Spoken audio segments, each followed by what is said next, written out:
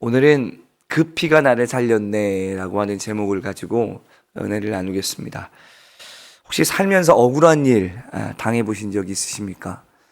인간이 참을 수 없는 최고의 감정은 억울함이라고 합니다. 그래서 억울한 것을 참지 못하고 억울한 것을 견디지 못하는 것은 인간의 어떤 본성입니다. 내가 잘못한 것도 아닌데 오해받고 욕먹고 조롱받고 했던 그 억울한 순간, 그 순간 누군가 나를 좀 알아주기만을 좀 바랬던 그때를 여러분 기억하십니까? 오늘은 성금요일, 예수님이 손과 발이 찢기신 날입니다. 하나님의 아들이 창조주께서 피조물에게 벗겨지시고 침뱉음 당하시고 조롱을 당하신 그날입니다. 오늘은 우리가 감정적으로도 슬퍼할 수 있겠지만 저는 감정적으로 슬퍼하자는 날이 아니고 오늘은 복음의 실체 앞에 깨어지는 날이 되어야 되는 줄 믿습니다. 오늘은 내가 왜 누구를 위해 누구로 인해 구원받았는지 다시 마주하는 날입니다. 내가 누구로 인해 구원받았나, 이것을 우리가 마주하는 날이 오늘이 되어야 되는 줄 믿습니다. 먼저 27절 말씀을 보면요, 이에 총독의 군병들이 예수를 데리고 관정 안으로 들어가 온 군대를 그에게로 모으고 라고 이야기합니다. 관정안, 즉 프라이토리움, 로마 군대의 주둔지입니다. 사형수에 대한 공개 조롱과 고문이 이루어진 장소, 이곳이 바로 이 관정안 프라이토리움이라고 할 수 있습니다. 로마 군영의 한 복판입니다. 소규모 부대가 예수님 한 분 앞에 전원 집합합니다. 왜요? 놀리려고요. 그들은 예수님을 왕으로 조롱하기 위해 값싼 자색 옷을 입히고 날카로운 가시로 엮은 가시관을 머리에 씌우고 갈대를 왕의 홀처럼 예수님의 손에 쥐어 주었습니다. 자색 옷을 입히며 야 왕처럼 입히자, 가시관을 씌우며 왕관이라도 씌워주자, 갈대 홀이라고 하면서 야 왕의 권세라고 이 갈대나 지게 해라, 그러면서 이 예수님을 조롱하는 거죠. 왕의 존귀와 권위를 상징하는 것들을 가져와서 오히려 유대인의 왕이라 불렸던 예수님을 철저히 모욕하려 했던 것입니다. 창세기 3장에서 죄의 저주와 고통의 상징으로 등장하는 가시관, 가시관을 씌움으로써 그들은 예수님께 온갖 저주와 수치를 뒤집어 씌웠습니다. 왕의 지팡이가 아닌 힘없이 꺾이는 갈대를 지어줌으로 그분의 권위를 조롱하고 무력함을 강조했습니다. 그들은 무릎을 꿇고 왕에게 하는 것처럼 예수님을 조롱하면서 예수님 앞에 수치와 조롱을 안겼습니다. 그러면서 소리를 치고 웃으면서 손뼉을 치면서 계속해서 예수님을 조롱했습니다. 그러나 하늘은 조용히 선포했을 것입니다. 진짜 왕은 저분이다 라고. 사랑하는 여러분, 우리가 기억해야 할 것은 예수님께서 단순히 조롱을 당하신 것이 아니라는 사실입니다. 그 멸시와 천대는 바로 우리의 죄악이 그분께 덮어진 결과였으며 그 고통스러운 가시관은 우리가 받아야 할 저주의 무게를 대신 짊어지는 사랑의 증거였다는 것을 기억해야 하는 것입니다. 갈라디아서 3장 13절은 우리에게 이 놀라운 진리를 분명하게 선포합니다. 한번 읽어볼까요? 시작. 그리스도께서 우리를 위하여 저주를 받은 바 되사 율법의 저주에서 우리를 속량하셨으니. 율법의 저주에서 우리를 속량하셨다. 우리를 위해서 저주를 받으심으로. 그 예수님은 조롱과 핍박, 멸시와 천대, 그리고 채찍질과 십자가를 지시면서 예수님은 침묵하셨습니다. 이사야 53장 7절은 이렇게 말씀합니다. 그가 곤욕을 당하여 괴로울 때에도 그의 입을 열지 아니하였으며 마치 도수장으로 끌려가는 어린 양과 털 깎는 자 앞에서 잠잠한 양같이 그의 입을 열지 아니하였도다. 왜 그러셨을까요? 왜 우리 예수님은 그 억울함을 뒤집어 쓰시면서도 침묵하셨을까요? 왜 우리 예수님은 그 죄값을 받으면서도 침묵하셨을까요? 당신이 말하면 우리가 죽기 때문입니다. 우리는 억울하면 어떻게든 변명을 하죠. 그러나 우리 오신 예수님은 억울해도 변명하지 않으셨습니다. 그리고 그냥 죽으셨습니다. 왜 우리를 변호하시기 위해서. 그분의 죄 없으신 분이시기 때문에 스스로를 변호하면 얼마든지 풀려날 수 있는 분입니다. 빌라도도 예수님에게서 죄를 찾지 못했습니다. 예수님은 본인 스스로가 본인을 변호한다면 얼마든지 풀려나실 수 있었습니다. 그러나 예수님께서 자신 스스로를 변호하지 않으신 이유는 단 하나였습니다. 우리를 변호하시기 위해서, 우리를 구원하시기 위해서, 우리의 죄값을 대신 짊어지시기 위해서. 할렐루야. 예수님은 자신의 무죄함을 밝히는 것보다 우리를 구원하시고자 하는 열망과 우리를 향한 사랑이 더 컸기 때문에 예수님은 침묵하셨던 것입니다. 예수님의 침묵, 그 고요한 헌신 덕분에 오늘 우리가 영원한 생명을 얻게 된 줄로 믿습니다. 머리에 씌워진 가시관은 아담의 범죄 이후 인간이 겪어야 할 고통과 저주의 상징입니다. 입혀진 자색옷은 죄인을 조롱하는 비참한 표식이었습니다. 그러나 그 모든 모욕과 고통 속에서도 예수님이 하셨던 침묵은 우리를 향한 예수님의 중보 기도였는 줄 믿습니다. 아담 이후 가시와 엉겅퀴로 가득한 고된 인생을 살아야 했던 우리를 위해 예수님은 그 가시를 기꺼이 자신의 머리에 쓰셨습니다. 영광의 왕관 대신 저주의 왕관을 쓰셨습니다. 2024년 나이지리아 북부 지역의 이슬람 무장단체 보코하람이 기독교인들을 붙잡아 한 작은 마을에 포위하는 그런 끔찍한 사건이 있었습니다. 기독교인들이 많이 늘어나는 것을 싫어하는 무슬림 단체들은요, 지금 중동 국가에서, 아프리카 국가에서 막 일어나고 있습니다. 개종을 막 많이 하니까 사람들이 그들을 이제 포위해서 예수님을 믿지 않으면 살려주겠다. 예수님을 부인하면 살려주겠다. 예수님을 부인하지 않으면 내가 이 자리에서 너희를 다 죽이겠다. 뭐 이런 일들이 벌어진 거예요. 그들은 생명을 담보로 예수님을 부인할 것을 강요했습니다. 그때 한 중년 여성이 두려움 없이 앞으로 나와서 이렇게 외쳤습니다. 나는 절대로 예수를 부인할 수 없습니다. 나 같은 죄인 위해서 죽으신 분은 오직 예수님밖에 없기 때문입니다. 주님을 위해 죽을 수 있다면 그것이 오히려 나에게는 영광입니다. 그녀의 용기 있는 신앙 고백이 끝나자마자 총성 소리가 들렸습니다. 무한 괴한들의 총성이 그녀를 쏘았고 그녀는 그 자리에서 순교했습니다. 그 광경을 목격한 수많은 마을 사람들은 큰 충격과 슬픔에 무릎을 꿇고 통곡하기 시작했습니다.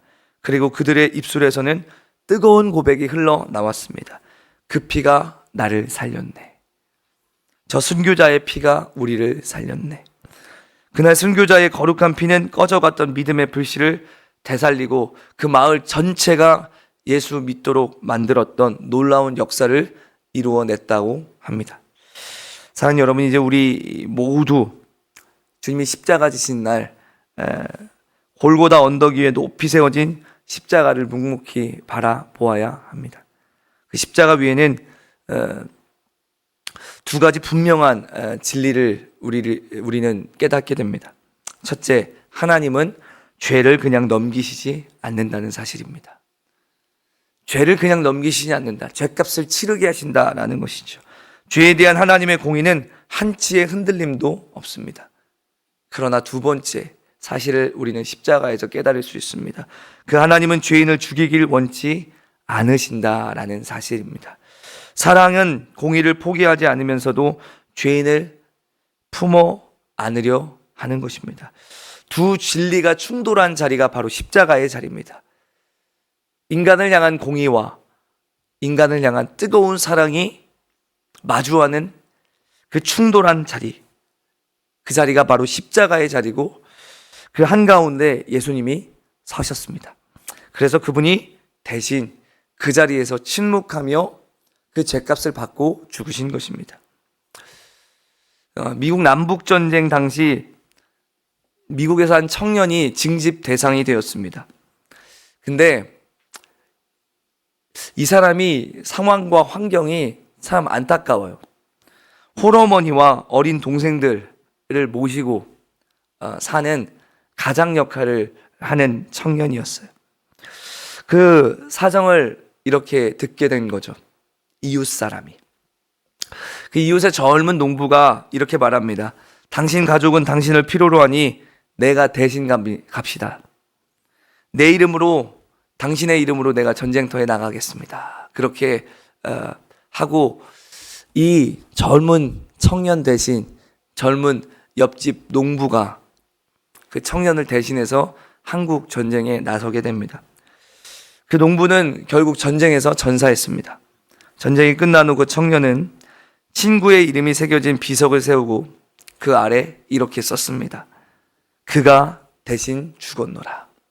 그가 대신 죽었노라.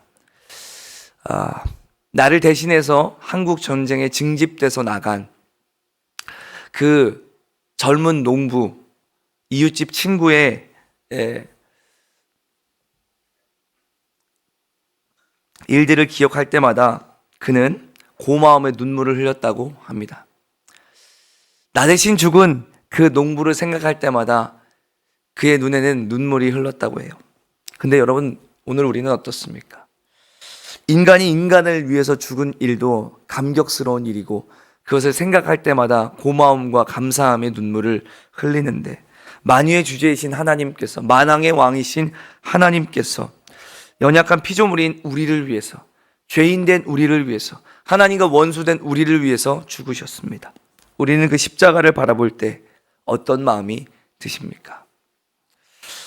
지금 여러분의 마음은 어디를 향하고 있습니까? 몸에 배인 습관처럼 예배당에 앉아는 있지만 우리의 죄를 애통하며 흘리는 뜨거운 눈물은 식어버린 지 오래되지는 않으셨습니까? 그 십자가의 감격이 희미해지지는 않으셨습니까?